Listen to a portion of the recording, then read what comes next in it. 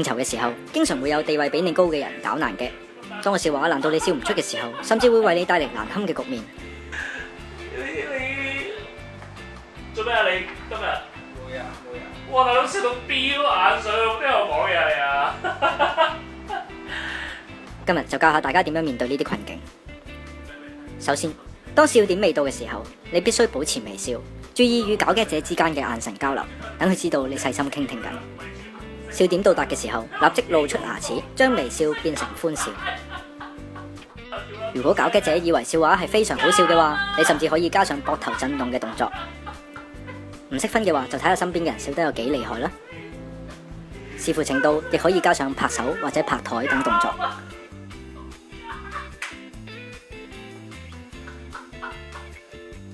但記住要注意拍打嘅次數，保持喺1至2次之內，切忌不斷重複。唔係，聽我講埋先。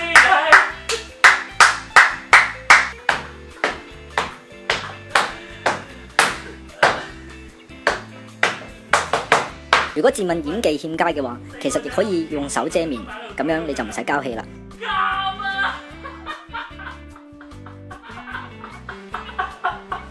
真係好好笑。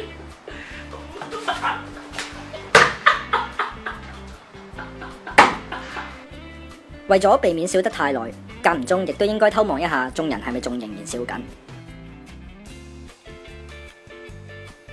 最後，如果對方笑點足以炸場嘅話，不妨試下加上肢體動作，以表示笑話令到你無法自控。